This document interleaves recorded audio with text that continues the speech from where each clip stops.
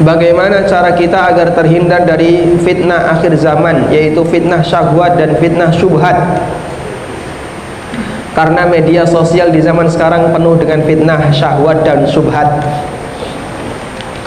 Berarti jangan buka media sosial ya, biar Anda tidak berhadapan dengan fitnah syahwat dan syubhat. Tayyib, sederhananya seperti yang diajarkan oleh Atha bin Abi Rabah. Atha rahimahullah pernah mengatakan, khairu sawmi'atir rajul baituhu yamna'uhu min ma'siyatillah. Tempat ibadah terbaik bagi para hamba Allah adalah rumahnya, karena rumah itu menghalangi orang untuk bermaksiat kepada Allah Subhanahu wa taala. Kalau kita ditanya mana yang lebih berpotensi mendatangkan maksiat, di dalam rumah atau di luar rumah? Di mana? Di dalam atau di luar? Kalau jawabannya di dalam rumah, berarti internetnya cepat. Secara umum di luar rumah potensinya lebih besar. Anda begitu keluar rumah ke jalan protokol saja, aurat tercecer di mana-mana. Ada banyak sekali potensi dosa yang bisa kita lakukan. Makanya kata atau yang terbaik perbanyak berdiam di dalam rumah. Nah, Pak, saya kan pekerjaannya kantor di luar rumah. Ya, maksudnya bukan berarti melarang Anda untuk keluar rumah. Namun jangan terlalu sering keluar rumah kalau nggak dibutuhkan. Lagi nganggur, nggak ada kerjaan, ya nggak perlulah jalan-jalan keliling-keliling, cuci muka, cuci mata ya. Ngapain? Kadang kita terheran, kenapa Jakarta itu banyak kendaraan yang berlalu lalang. Salah satunya katanya adalah orang cari makan. Masya Allah. Orang yang ada di timur cari makan di barat, yang ada di selatan cari makan di utara, yang utara cari makan di selatan, hanya untuk mengejar kuliner. Ini subhanallah, perjalanan saja untuk hanya sekali makan, perjalanannya 1 jam. Pak, di situ ada mie enak sekali Pak, dikejar sana. Sampai di sana perjalanan 1 jam tutup. Terus cari yang lain pakai Google Map. Waduh, subhanallah, menghabiskan banyak tenaga, banyak biaya hanya untuk kenyang. Padahal di sebelahnya ada warung. Cuman orang ngejar, ada yang ngejar prestis, ada yang ngejar kulineran dan seterusnya. Hadirin yang dimuliakan Allah, kalaupun tidak ada keperluan yang mendesak, maka sebaiknya kita nahan diri, bertahan di tempat yang di situ kita terhalangi untuk berbuat maksiat, lebih baik dibandingkan ketika kita membebaskan diri kita. Kemudian untuk masalah syubhat, tidak kita sarankan untuk membaca artikel yang mengundang tanda tanya. Maksudnya gimana Pak? Kadang ada sebagian jamaah, sebagian kawan-kawan yang ngaji itu secara sengaja nyari-nyari tulisan orang-orang menyimpang. Tulisannya Ulil dicari, ya, Abdul Muqsid, Syaukani. Nah, terus setelah itu dikopi, dibaca, dikopi, ditanyakan ke Ustadz, tolong Ustadz kasih tanggapan. Lah apa Ustadznya nganggur? Enak saja kamu cari kotoran di luar, tolong Ustadz ini kotorannya di mana? Nah jelas isinya kotoran kayak gini, kenapa dibuang ke Ustadznya Ustadz? Dia kan cari subhat, itu kotoran-kotoran dicari, setelah itu disetorkan ke Ustadz, Ustadznya suruh membersihkan. Ya kasihan, mereka masih banyak pekerjaan. Nah kalau kamu dari awal menghindari tempat-tempat kotor seperti ini kan insya Allah lebih bersih. Sehingga dia dari awal bukan secara sengaja mempelajari yang bermasalah, tapi dia pilih yang suci-suci. Alhamdulillah. Anda kalau dikasih makanan ada 2 pilihan. Ini makanan nanti diantar, tinggal makan. Sudah, Bapak pokoknya tinggal makan saja. Dengan makanan yang kedua penuh dengan duri. Sebelum makan harus milih durinya dulu. Kalau lebih milih yang kedua, berarti dia seneng capek untuk makan. Anda mendapatkan ilmu tanpa melalui syubhat, sudah ambil yang kira-kira lurus ya. yang kira-kira kita tidak mengundang banyak pertanyaan. Itu lebih baik dibandingkan ketika Anda mencari yang banyak masalah. Wallahu a'lam.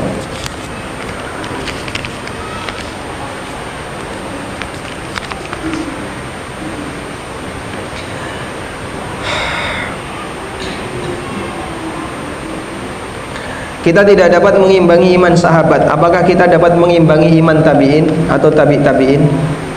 Mereka kurun mufaddalah, orang-orang yang dinyatakan oleh Nabi sallallahu alaihi wasallam sebagai generasi terbaik umat, tidak bisa disaingi oleh umat generasi bawahnya. Rasulullah sallallahu alaihi wasallam pernah mengatakan, khairun nasi qarni, tsummal ladzina yalunahum, tsummal ladzina yalunahum.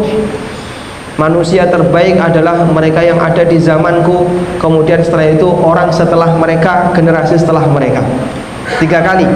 Berarti sahabat, tabi'in, dan atba'ut tabi'in. Syekhul Islam menyebutkan ada juga riwayat yang menyebutkan 4 kali. Berarti sahabat, tabi'in, tabi'in, tabi'in. Contoh generasi tabi'in. Tabi'in itu atau tabi'in generasinya Imam Malik. Imam Malik, kanan kirinya Sufyan Ats-Tsauri, Laits bin Sa'ad, Abdullah bin Mubarak. Itu tabi'in. Bawahnya Imam Syafi'i, Imam Ahmad. Itu tabi'ut tabi'in. Dan yang lebih tepat, mereka masih bisa mendapatkan, atau mereka adalah manusia yang istimewa yang tidak bisa diungguli oleh manusia zaman sekarang.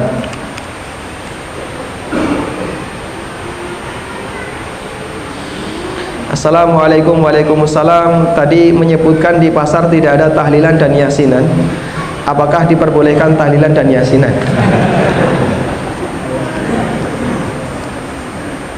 Baik. Contoh bukan berarti motivasi. Contoh bukan berarti motivasi. Di situ saya hanya menyebutkan contoh, bukan memberikan motivasi. Bagaimana menasihati diri supaya tidak futur? Tidak futur artinya tidak keluar dari jalan sunnah. Zaman futur itu pasti dialami oleh semua orang. Tapi orang kalau futur jangan sampai keluar dari sunnah. Kadang ada orang dia rajin sekali, dimanapun ada kajian selalu ikut, nggak ada yang ketinggalan. Sehingga waktu dia kalau sudah weekend kayak gini, pagi tadi sudah ada, setelah itu keliling kemana lagi, nanti sampai pulangnya jam 9 malam. Kajian terus selama sehari. Subhanallah, semangatnya luar biasa. Tapi pas lagi semangat seperti ini, nanti akan ada waktu dia akan turun. Karena kita bukan malaikat. Sehingga manusia kadang naik, kadang bosan. Pada saat turun ini Nabi SAW ngasih batasan, jangan sampai meninggalkan garis batas. Kalau sampai keluar dari garis batas, dia terjun bebas, nah itu bisa sesat. Dan biasanya itu terjadi karena orang balas dendam. Wah, dulunya saya sudah rajin sekali ya, sudah sekarang tak tinggalkan semuanya. Bahaya itu. Minimal kita mengambil langkah kondisi terakhir paling bawah. Kalau di bawah ini saya sudah di luar ahlussunnah. Makanya pada saat futur seperti itu, Anda harus tahu batas minimal, yaitu jangan sampai tinggalkan kewajiban-kewajiban sebagai ahlussunnah. Terus bagaimana cara yang paling gampang?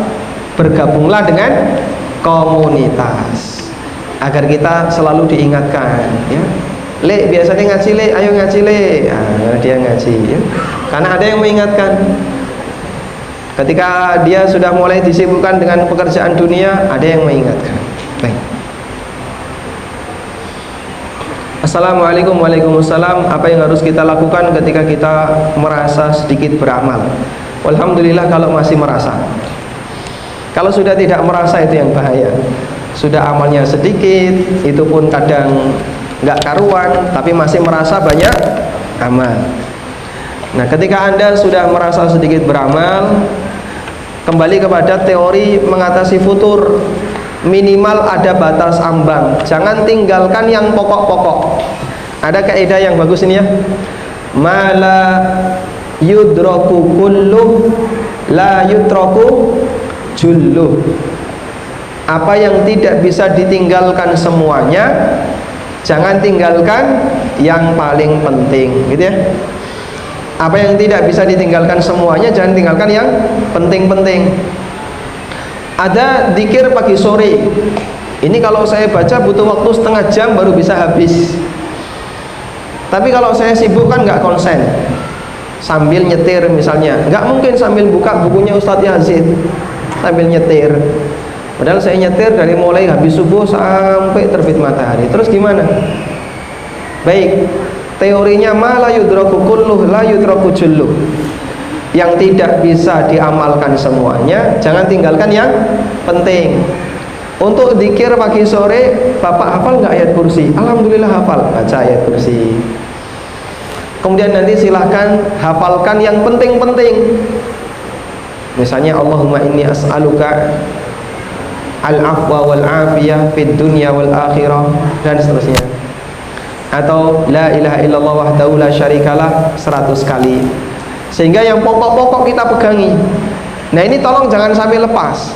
Futur, begitu sudah mulai bosan ditinggalkan semuanya. Wah, ini bahaya. Sehingga yang penting-penting tetap untuk dipegangi. Wallahu a'lam. Apa yang dimaksud terkena debu riba? Yang dimaksud terkena debu riba, sebagaimana penjelasan yang disampaikan oleh para ulama. Ini ada juga di buku saya, Ada Apa Dengan Riba.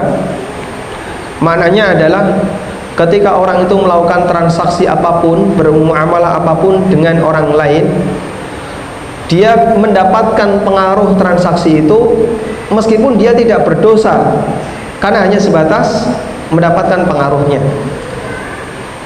Sehingga dia tidak sengaja dalam hal ini, tapi ada saja yang namanya debu masuk ke dalamnya, padahal dia sudah menghindarinya. Tayyib. Contoh ya, Anda misalnya bertransaksi jual beli atau bekerja di sebuah instansi pemerintah, tapi kantornya mempersyaratkan Bapak gajinya ini ditransfer Pak, nggak bisa tunai. Baik, nanti saya sediakan rekening syariah, boleh nggak? Nggak bisa Pak, wajib konven. Dan konven pun dia tentukan hanya boleh bank Cina asli Pak.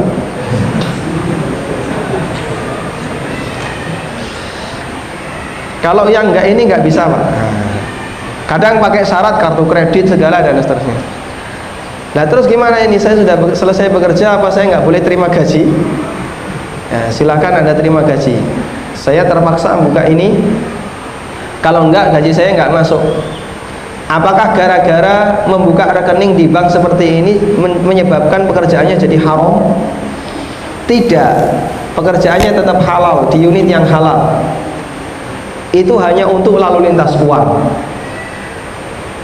Nah, ketika di situ ada masalah, riba akan diberikan, bunga akan diberikan kepada mereka pemilik rekening. Anda tinggal bersihkan bagian ribanya.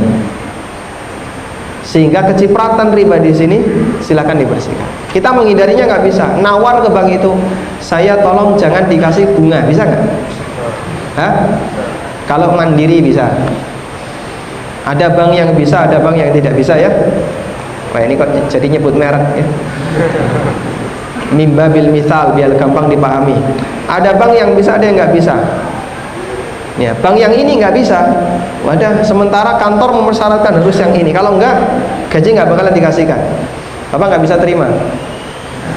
Tidak ada jalan lain kecuali harus menggunakannya. Wallahu a'lam.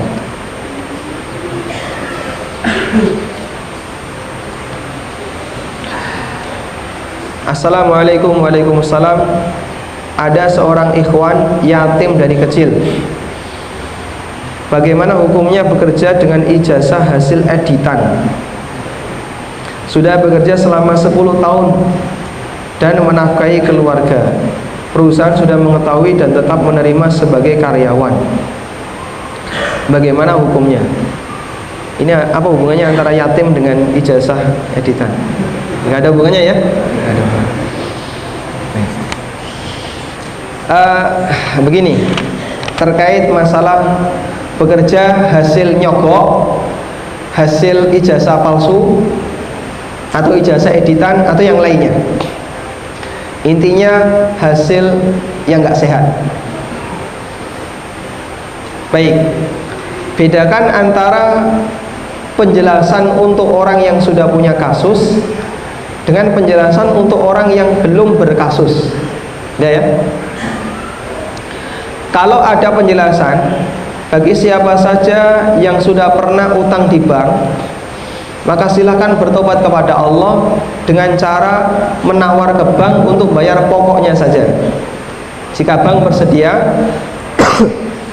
maka uang yang Anda dapatkan halal dan selanjutnya Anda tinggal membayar pokoknya saja. Baik, apakah ini berarti motivasi? Oh, kalau kayak gitu saya tak utang bank biar nanti bayar pokoknya saja. Alhamdulillah nanti utang bank dapat rumah, dapat motor, kemudian setelah itu menawar bayar pokoknya saja. Bukan demikian. Penjelasan ini berlaku untuk mereka yang sudah punya kasus, bukan ngajak yang belum berkasus. Dipahami di sini? Nah, ada orang sudah bekerja dari hasil ijazah yang nggak karuan. Selama 10 tahun dia mendapatkan penghasilan. Apa yang harus dilakukan? Pertanyaannya, upah yang dia dapatkan itu upah dari hasil pekerjaannya ataukah upah dari ijazahnya? Dari hasil pekerjaan. Itu upah dari hasil pekerjaan. Baik, karena itu upah dari hasil pekerjaan, maka yang perlu diperhatikan di sini adalah pekerjaan Bapak itu di unit yang halal atau haram? Halal. Berarti kalau seperti itu upahnya halal. Anda bekerja sebagai mekanik dan Anda bekerja untuk tujuan yang halal. Terus Anda dapat upah. Upah ini kan karena atau sebagai ganti jerih payah Anda bekerja di dunia ini. Sehingga karena pekerjaan Anda halal, maka upahnya halal. Sudah? Terus bagaimana dengan ijazah? Itu kesalahan Anda di masa silam. Selanjutnya Anda silakan lapor ke perusahaan. Kalau mereka tetap mempertahankan Bapak, berarti apa yang Bapak dapatkan hukumnya halal. Baik. Wow, berarti kalau kayak gitu Pak, saya tak kerja pakai ijazah palsu. Ya. Sekali lagi bedakan antara mereka yang sudah punya kasus dengan mereka yang belum punya kasus.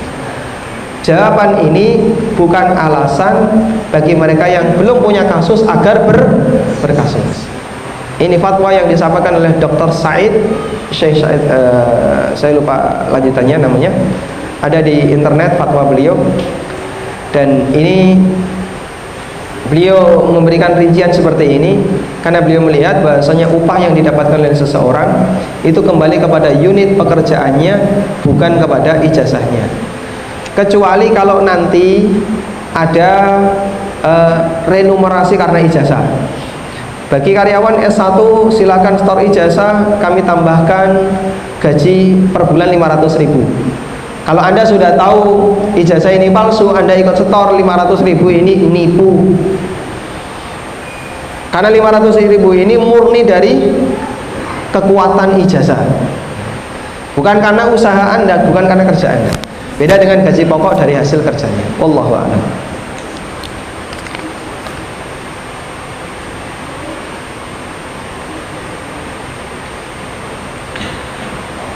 Saya tinggal di satu kontrakan dengan kakak. Bagaimana menasihati kakak yang tidak sholat? Saya takut tanggung jawab atau ditanya Allah di hari kiamat. Anda kasih artikel yang menjelaskan tentang bahaya orang tidak sholat. Misalnya artikelnya ditaruh di mejanya kakak. Setelah itu Anda pulang kampung dulu ya. Tunggu responnya. Kalau ternyata dia baca, kemudian dia setelah itu merenungi, terus dia bertobat, walhamdulillah. Nah, kemudian Anda datang lagi, kakak sudah bertobat, walhamdulillah. Baik, terkadang ketika kita sebagai junior, anak atau adik tidak bisa memberikan nasihat kepada senior secara langsung, Anda jangan nekat ngasih nasihat, tapi Anda ngasih nasihat dengan pinjam tangan ustadz. Tulisannya ustadz, Anda copy, Anda cetak, kasihkan ke beliau. Mungkin ini akan lebih membuat dia lebih menerima, karena yang nulis ini ahlinya. Tapi kalau Anda yang ngomong, kamu siapa, wong adikku, dan Anda bukan tokoh masyarakat misalnya, akan lebih susah untuk mereka terima. Wallahu a'lam.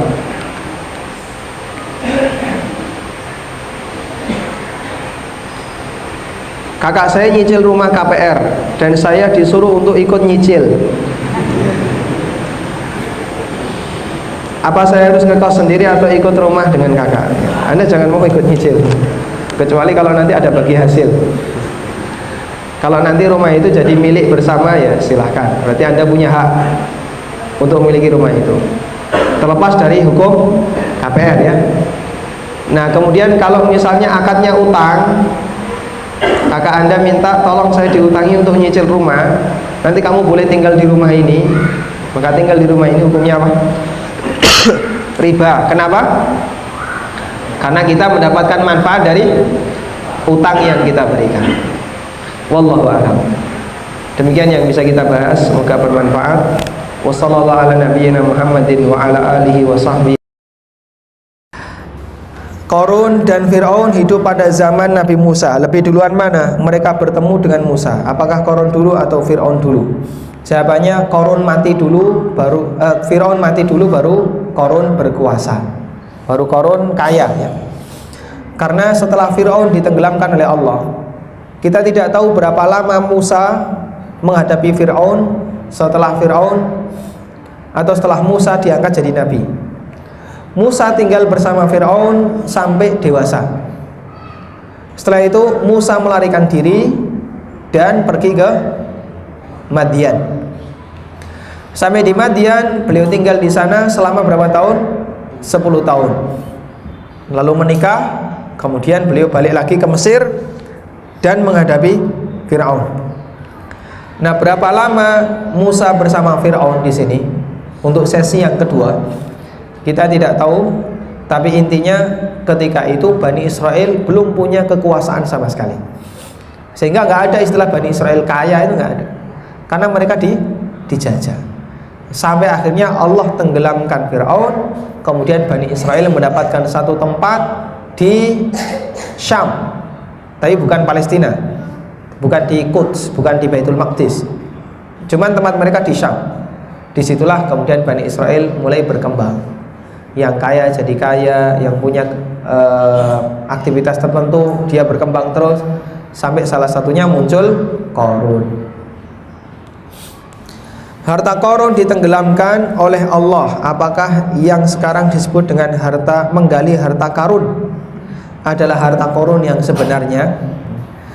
Qarun tinggalnya di mana? Di Syam. Kok bisa sampai dunia ini ngelerek ke Indonesia? Wallahu alam, gimana ya?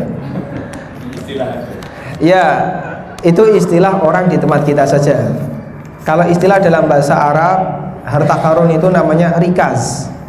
Namanya rikas. Jadi ada ma'adin, ada rikas. Kalau ma'adin itu harta atau barang tambang, barang-barang yang masih mentah, seperti biji emas, biji perak, atau barang-barang mentah yang lainnya, itu namanya ma'adin, bercampur dengan unsur-unsur yang lain.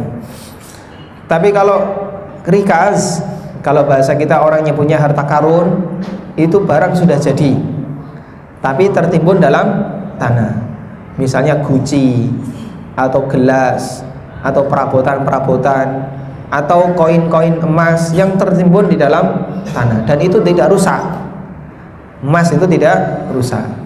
Nah, ketika orang mendapatkannya, apakah ini adalah harta karun? Ya, itu istilah di tempat kita. Tapi ini belum tentu hartanya Qarun, karena Qarun ditenggelamkan di Syam, sementara kita berada di Indonesia. Cuman yang perlu kita ingatkan, harta ini ada zakatnya. Berapa zakatnya? Berapa zakatnya? Wa fir rikazil khumus. dalam rikas ada zakat 1/5. Berapa zakatnya? 20%. Yang paling gede. Kenapa? Karena ini harta nemu, gali-gali, kemudian untuk buat sumur ternyata dapat guci. Nah, kemudian nanti gucinya dijual, harganya sekian, maka nilai dari hasil penjualan 20% dibayarkan sebagai zakat. Assalamualaikum. Waalaikumsalam. Kalau kita punya rizki, harus didahulukan daftar umrah atau haji, atau untuk membayar utang dulu, atau nekat berangkat umrah terus di sana kita berdoa agar diberi ganti rizki yang lebih banyak lagi agar bisa bayar utang.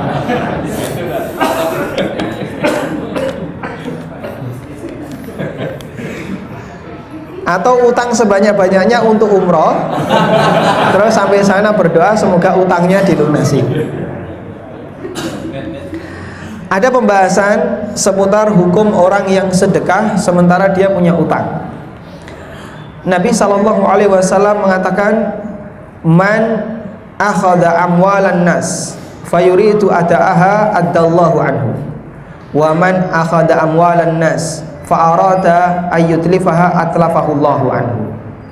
Siapa yang membawa harta orang lain dengan cara yang legal, dengan cara yang legal itu bisa bentuknya dia jadi bendahara, bisa bentuknya dia misalnya dititipi dana di sebuah instansi, dari sebuah instansi, atau dia utang orang lain. Itu legal nggak? Legal dalam arti ketika orang melakukannya tidak terhitung kriminal. Utang itu legal atau kriminal? Ya, legal ya, bukan kriminal ya. Dia mendapatkan harta dengan cara yang legal dan dia punya keinginan untuk menunaikannya, untuk mengembalikannya, maka Allah akan membantunya. Tapi kalau dia tidak ada keinginan untuk menunaikannya, tapi ada niat dalam hatinya, engkau ora usah dibaliknya sampai mati sakarepe, maka bisa jadi Allah akan membinasakannya, membinasakan hartanya sehingga dia tidak ada kemampuan untuk mengembalikannya. Berdasarkan hadis ini, Imam Bukhari membuat judul bab haramnya orang yang sedekah sementara utangnya sudah layak, sudah saatnya bayar, belum dia lunasi. Anda punya utang 1 juta, Anda punya uang 1,5 juta, kemudian Anda sedekahkan 1,5 juta. Itu kata Bukhari hukumnya terlarang. Kenapa? Karena kamu berarti merusak harta orang lain. Wes ngerti punya utang ya, lunasi dulu utangnya. Kemudian kalau mau sedekah silahkan gunakan uang sisanya, karena utang ini hak orang lain yang ada pada dirimu ya. Makanya teori orang yang mengatakan nek duit saide sementara dia punya utang, gunakan untuk sedekah dan nanti minta kepada Allah agar diganti dengan yang lebih banyak, ini teori yang tidak diterima oleh para ulama, karena ini merusak harta orang lain. Coba kalau kamu yang jadi seperti orang yang punya piutang, kemudian orang yang utang ke kamu, dia punya harta terus ingin mensedekahkan hartanya, padahal kita sudah arap-arap kapan ingin dibayar, ternyata malah dikasihkan orang lain, kita akan sakit hati. Kudune dibayarkan ke saya, malah dibayarkan ke orang lain. Ini manusia yang tidak tahu fikih prioritas, mana yang harus didahulukan dan mana yang harus dibuat di belakang. Dan yang kedua, ibadah dengan cara semacam ini berarti tujuannya untuk mencari dunia. Dan kalau ibadah tujuannya untuk mencari dunia, tidak ada jaminan akan diterima oleh Allah dan dikabulkan permohonannya. Bisa jadi ketika dia menghendaki dengan ibadahnya nanti tambah kaya, Allah balik jadi tambah miskin. Itu kan bahaya ya. Makanya bersikap normal saja ya. Kalau sekiranya punya utang dan dia ingin haji atau umroh, selesaikan dulu urusan dengan sesama, baru kemudian kalau mau ibadah silahkan. Wallahu a'lam. Mungkin yang mau bertanya langsung anak-anak boleh ya ini dulu Pak. Ketika kita melihat rezeki yang diberikan oleh Allah kepada orang lain, kemudian kita berdoa Allahumma rozaqani mislahu, apakah itu artinya kita tidak sebut gitu? Mungkin yang lebih tepat Allahumma rzuqni mithlahu. Ya Allah, berikanlah aku rizki seperti yang dia miliki. Apakah ini berarti kita tidak zuhud? Permohonan ini minta rizki kepada Allah seperti yang dimiliki oleh orang lain tidak salah, namun akan lebih sempurna ketika dia minta yang lebih baik. Misalnya dia minta Allahumma zidlahu fadlan wa'tini khairam min. Ya Allah, tambahkanlah karuniamu untuknya dan berikan aku yang lebih baik daripadanya. Nah, gitu ya. Sehingga menutup kesempatan bagi dia untuk iri, karena dia menggantungkan harapan kepada Allah, malah mendoakan kebaikan untuk orang yang menjadi objek iri. Anda iri dengan si A karena kalah saing, ya. Kemudian setelah Anda merasa kalah saing, Anda doakan, ya Allah, tambahkanlah kebaikan untuk si A. Ada nggak orang kayak gini, Pak? Jarang ya. Biasanya nek gedeng karo wong pripun, Pak? Kita akan mendoakan keburukan. Ya, muga-muga cepet entek. Muga-muga cepet rusak. Itu yang kita harapkan. Makanya kita kalau sudah iri kepada orang lain, kejahatan itu diwujudkan dalam bentuk doa. Dan itulah doa yang isinya dosa. Dan doa seperti ini tidak akan mustajab, karena doa yang dilatar belakangi dengan kejahatan, emosi, iri, kemudian dendam kepada orang lain dengan tanpa alasan, terus kita wujudkan dalam bentuk doa. Persis seperti yang pernah dialami oleh Bal'am bin Ba'urah. Siapa itu? Orang yang diberi oleh Allah Ismullahil A'zam, nama Allah yang paling agung, yang jika dia ucapkan doanya pasti mustajab. Dan itu ciri khas atau keistimewaan Bal'am. Itu geni, sekali ndonga mustajab. Itu Bal'am bin Ba'urah. Tapi orang ini fansalakha minha, dia menyimpang dari kebenaran ketika muncul rasa iri karena dorongan dari masyarakatnya. Bal'am bin Ba'urah mendoakan keburukan untuk Musa dan kaumnya. Jadi dia tinggal di sebuah kampung. Di situ dia mendapatkan posisi, dihormati oleh masyarakatnya, dimuliakan oleh masyarakatnya karena doanya mustajab.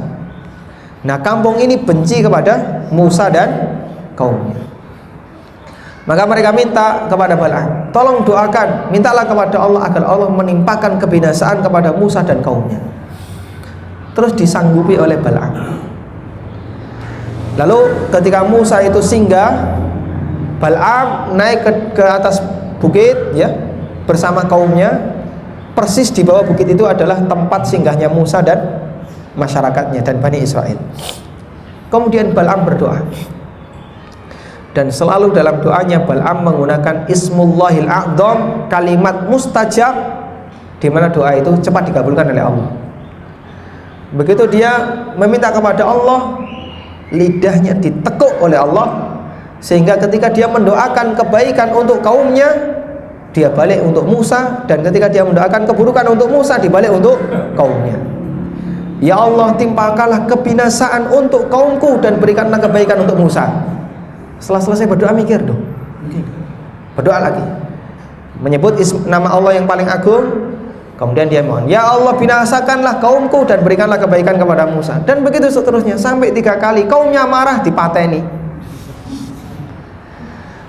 Karena orang ini mendoakan kebinasaan untuk kaumnya. Jadi Allah tidak ingkar janji. Siapa yang menggunakan nama Allah yang paling agung, Ismullahil A'zam, doanya pasti mustajab. Tapi oleh Allah ditekuk doanya, sehingga lidahnya selalu mengarah kepada tidak sesuai dengan apa yang dia inginkan, ya. Makanya ketika kita iri kepada orang lain, tolong waspadai, hati-hati dengan lisan. Iri itu biasanya diwujudkan dengan komentar, dan kadang komentarnya sampai pada doa. Hindari mendoakan keburukan untuk orang yang menjadi sasaran iri kita. Terus gimana caranya Pak? Tutup rapat-rapat dengan cara doakan kebaikan untuk orang itu. Dan biasanya yang gampang kena penyakit iri itu kan para ibu-ibu ya. Kok bojone lebih sukses dibandingkan aku, dibandingkan bojoku, membandingkan bojo. Yang laki-laki juga sama ya, kalah dalam masalah bojo. Terus iri. Nah pada saat muncul iri, bisa jadi komentar yang dicari cacat orang yang menjadi sasaran iri. Wah kayak gini masakannya ora enak, wah gak karuan ya. Itu karakter para wanita. Makanya dalam kondisi seperti itu tahan lisan, karena iri seperti ini bisa menyebabkan amal kita menjadi terhapus. Wallahu a'lam. Ya, Pak Iswanto tolong sebutkan nama. Terus bertanya ya. Pak Iswanto sebut yang depan. Dua. Ada. Nama saya disebut. Iya. Oh ya, namanya siapa? Pertanyaannya, harta karun yang ditemukan itu sama dengan hadiah enggak Pak? Misalnya Mas ini beri saya 10 juta, zakatnya ada enggak? Apakah rikas sama dengan hadiah? Jawabannya beda. Rikas dan hadiah beda. Warisan juga bukan rikas. Karena itu untuk hadiah, misalnya kita dikasih 10 juta atau dikasih orang sepeda motor misalnya ya, ada zakatnya atau tidak? Jawabannya tidak ada, kecuali jika dia sudah memenuhi 1 nisab dan bertahan selama 1 haul. Ada orang dapat warisan 100 juta, sudah nisab belum? 100 juta sudah nisab belum? Sudah. Kapan dia wajib bayar zakat? Setahun kemudian. Bukan dizakati 20%, tapi dizakati berapa? 2,5%. Karena warisan bukan rikas. Hadiah juga bukan rikas. Khusus rikas itu barang antik peninggalan orang di masa silam yang kita temukan di bawah tanah. Nah itu tidak perlu dikembalikan. Wah iki wis sapa ya tak arep tak balekno ya wis mati wong e. Cari ahli warisnya. Ya sampai gepeng ora bakalan ketemu ya. Karena sudah tidak ada asarnya. Nah. Oh, masih yang depan. Nama.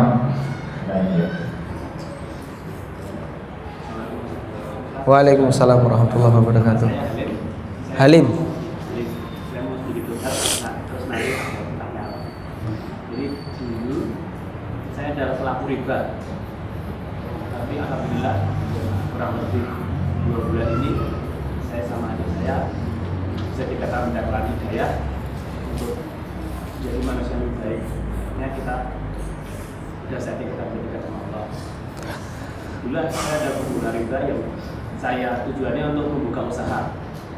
Dan alhamdulillah atau gimana ya Ustaz, usaha saya maju.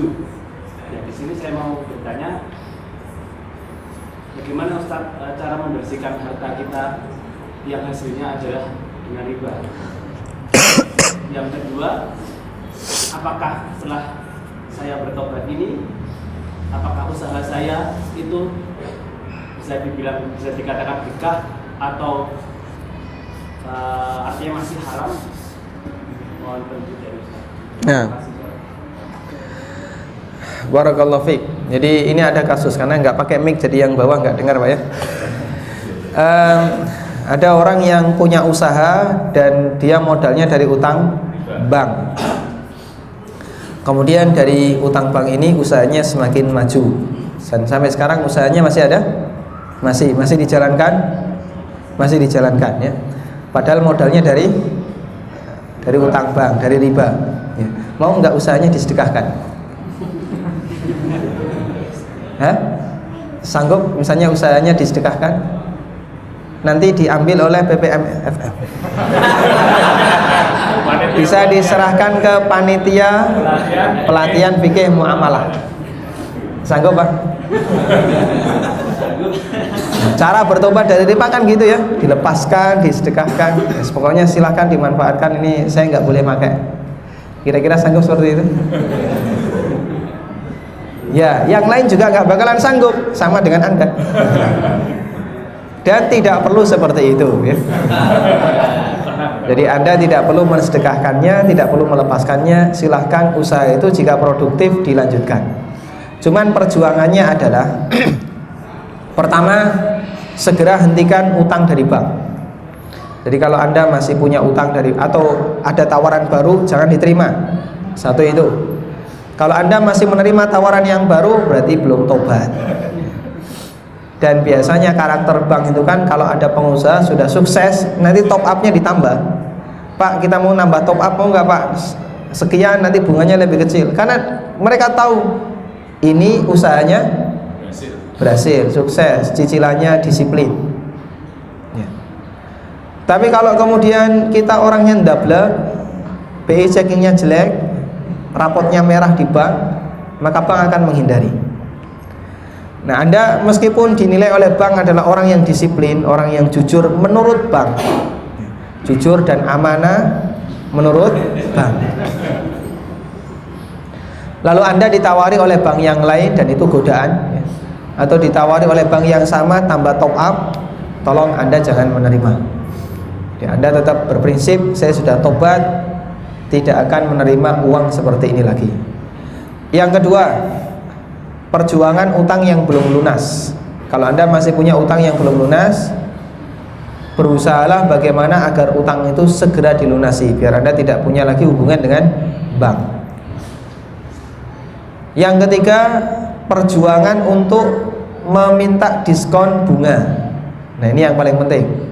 Anda bisa minta ke bank agar diskonnya diturunkan. Karena dosa orang yang utang di bank adalah memberi makan riba, dan itu bentuknya adalah memberi bunga. Jika Anda bisa meminta diskon, mengurangi nilai bunganya, insya Allah mengurangi dosa memberi makan riba ke bank. Wallahu a'lam.